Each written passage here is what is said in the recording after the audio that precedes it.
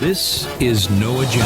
Yes, we're broadcasting live from just outside of Chirac, right here in FEMA Region Number 5. In the morning, everybody, I'm Darren O'Neill.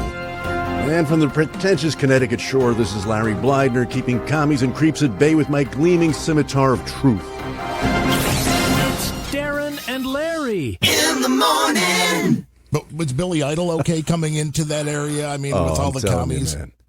Billy was dynamite. What a show! It was just electric. I'm still amped up from it. I'm pretty dangerous. So watch yourself. Really, it was insane. It was Steve Stevens was on fire.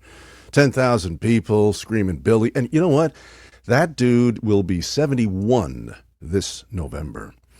And he moves like he's half that age, and looks at he took off his shirt and threw it into the crowd, and he didn't look really bad. You know, like wow. Yeah, I'm not trying that anytime soon. That's it was absolutely spectacular. I'm hoping maybe when Adam joins us later, maybe he's got a Billy Idol story. You know, he knew all those rock stars and stuff. We will be joined, by the Podfather. Dude, I got it. Okay, I was going to wait, but you're going to ask me for a Billy Idol story. Gotcha. You did.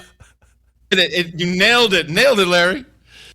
Man, you know that Billy Idol dated downtown Julie Brown. Really? Oh, yeah. And it was just creepy. Those two, they were so creepy together.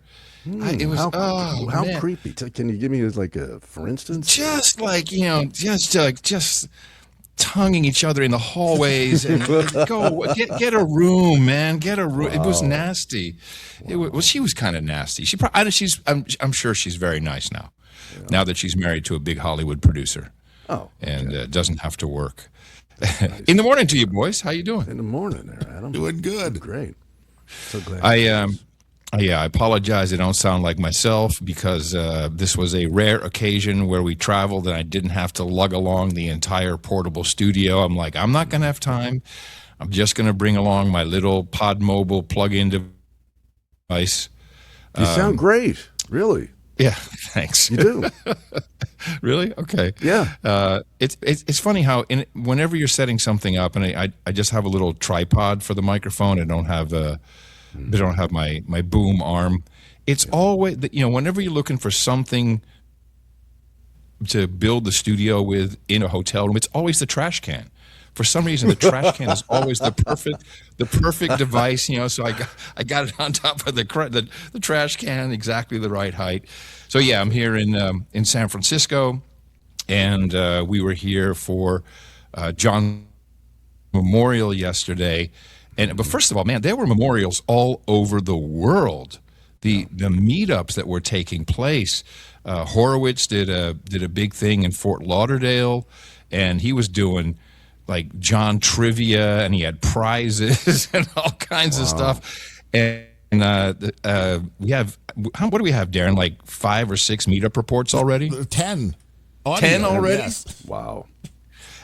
Which I know you guys will play later. I'm literally so tired that I wish I could be here for the whole show, but this was yesterday. It just all came out, It was like just the weeks, but honestly months because of John's earlier medical stuff, and just dragging the cart along, but with lots of help from everybody, and just really not know. It was closure. It was big closure for me personally. But it was so, maybe I should just do it chronologically.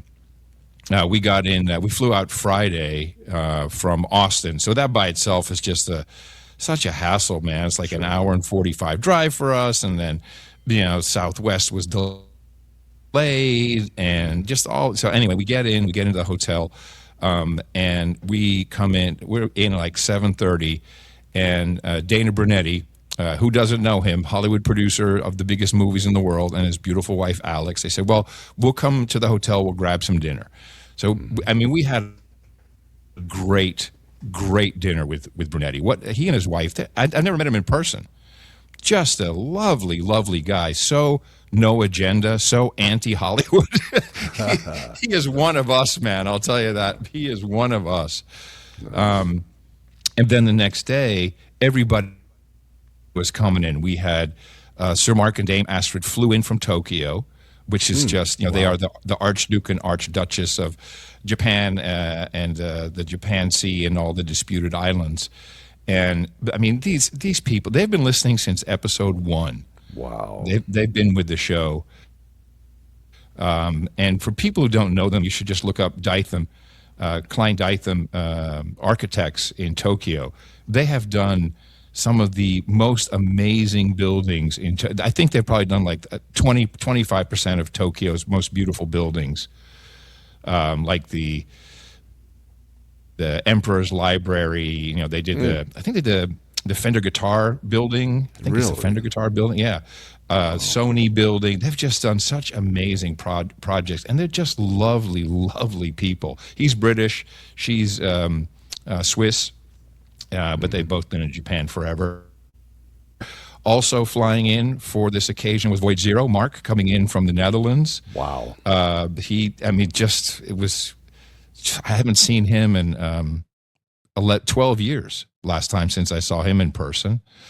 Sir Patrick Coble, of course. Sir Patrick Coble is everywhere, every single place. Anywhere there's something good, a meetup, Sir Patrick Coble is always there. So we hung out with them for a little bit, had a kind of a lunch. I really couldn't eat much. I knew I was going to be speaking. They had me on the lineup for this gig. And so we all went to the chapel in Oakland. Beautiful, just thing is like, I don't know, must be over 100 years old. Probably about 70 people there. And as so Mimi said a few words. Eric the Shill came up with his wife Danelle from South Dakota. Eric, people know Eric the Shill. He used to do the back office before Jay came in to do that, and he was master of ceremonies. Then Marty Higgins, who wrote many of the jokes for John, and throughout the years he's been friends with Mimi, I think, first for 40 years. He did the eulogy. It was kind of cool because he came to me later and he says, I have something. And most of these people were as old as wood. I mean, they're all like in their 70s and 80s. I'll just be honest about it. And Marty's like, do you remember when John was doing the Confucius stuff? I'm like, yeah, I remember that. Do you remember that, Darren or Larry, when John would open the show and he would do a Confucius Says? Well, I got to find that.